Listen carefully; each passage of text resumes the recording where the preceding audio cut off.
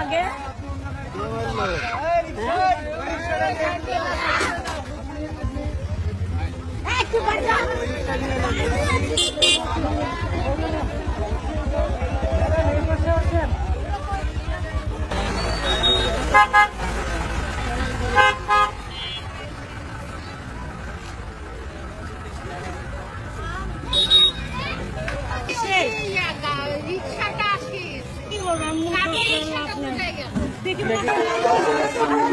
রীতি বাপ্পির বিয়ের অনুষ্ঠানে আসার সময় আলামিন আম্বানির শখের গাড়িটা ভেঙে যায়।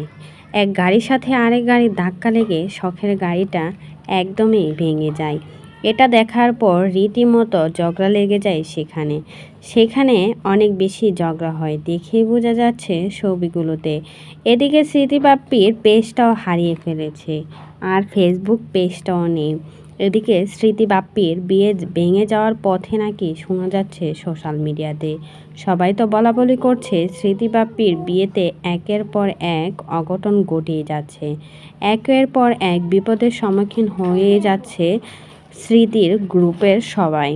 একের পর এক কিছু না কিছু তাদের সাথে হয়ে যাচ্ছে। শুধুমাত্র এসব নাকি ফারহানা বিথির জন্যই ঘটেছে। যে ফারহানা বিথিকে সবার প্রথমে থাকার কথা ছিল স্মৃতি বাপ্পির বিয়ের অনুষ্ঠানে, সেই ফারহানা বিথি আজ নেই। কারণ তাদের দুই বান্ধবীর সম্পর্কটা একদমই ভালো না। আগে যেরকম সম্পর্ক ছিল সবই নষ্ট হয়ে গেছে। এখন শুধু সময়ের অপেক্ষা, সবাই অপেক্ষা করেছিল ফারহানা বিথি হয়তোবা স্মৃতি বাপ্পির বিয়ের অনুষ্ঠানে আসবে। কথায় আছে না যে তার অহংকারের মাঝে সম্পর্কগুলো এভাবেই মিলিয়ে যায়, নষ্ট হয়ে যায়। ঠিক তেমনই হয়েছে তারা দুই বান্ধবীর সাথে। দুজনের জিদের জন্য আজ সম্পর্কটা নষ্ট হয়ে গেছে।